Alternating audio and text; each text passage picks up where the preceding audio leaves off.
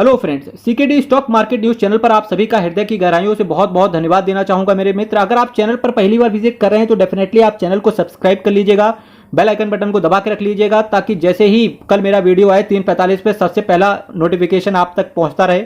Comment करना नहीं भूलिएगा, कमेंट जरूर कर दीजिएगा। मेरे दोस्त, आज मैंने दो म्यूचुअल फंड्स की कंपेयर करने की आपके सामने चेष्टा करनी है। पहला म्यूचुअल फंड मैंने रखा है एचडीएफसी मिड कैप का।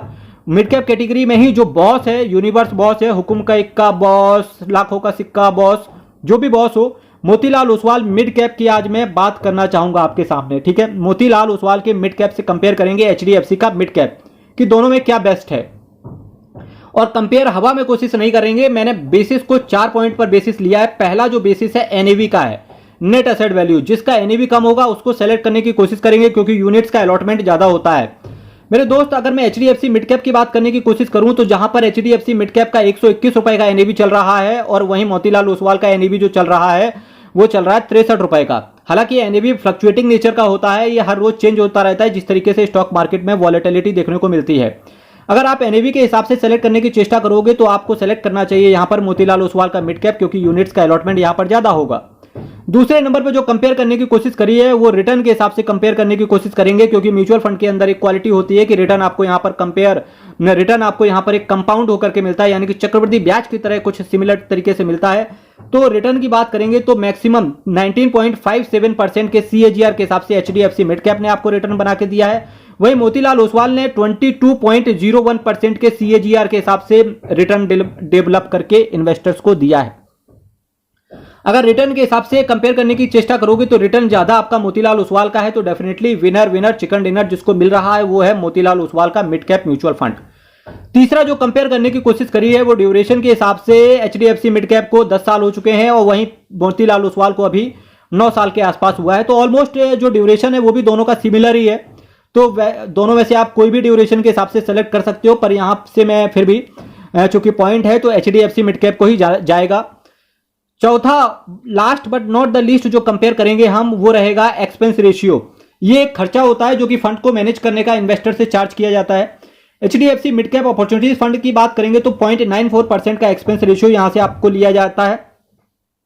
वहीं मोतीलाल ओसवाल मिड कैप के अंदर केवल आपसे 0.76% का एक्सपेंस रेशियो लिया जाता है। मेरे दोस्त, अगर मैं एक्सपेंस रेशियो से कंपेयर करने की चेष्टा करूंगा तो मोतीलाल ओसवाल ही विनर होकर निकल रहा है। तो इन 4 पॉइंट में 3 पॉइंट के साथ जो विनर निकल रहा है वो है Motilal Oswal mid cap. NAV में बीट किया, रिटर्न में बीट किया, एक्सपेंस रेशियो में बीट किया, अगर हम ड्यूरेशन को भी रख लें तो उसमें भी बीट कर ही दिया है। मेरे दोस्त, अब देखो मैंने कंपेयर करने की यहां पर चेष्टा क्यों करी, वो सिंपल सा रीजन था कि एचडीएफसी मिड कैप का जो असेट साइज है वो 36,911 करोड़ का है और मोतीलाल ओसवाल मिड कैप का केवल 4,033 करोड़ का असेट साइज है।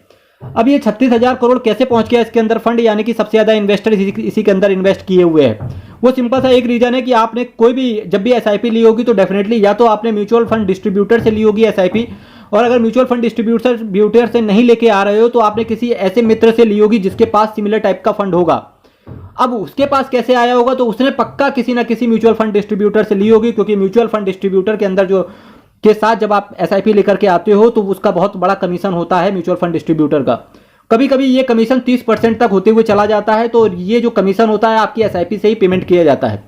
सोच के देखो, जब किसी आप म्यूचुअल फंड डिस्ट्रीब्यूटर से एसआईपी को लेकर के आते हो, जब किसी म्यूचुअल फंड डिस्ट्रीब्यूटर से आप एसआईपी को लेकर के आते हो और अगर आपने 1,000 रुपए से एसआईपी स्टार्ट करी है तो अगर 30% उसका कमीशन है तो 300 रुपए उसी को चला जाएगा। केवल आपका फंड के अंदर जा रहा है 700 रुपए।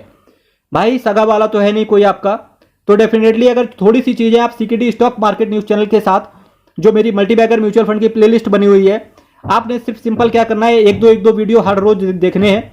1-1.5 साल बाद आप खुद से खलीफा हो जाओगे कि मेरे दोस्त सब आता है तेरे भाई को, गाड़ी तेरा भाई चलाएगा।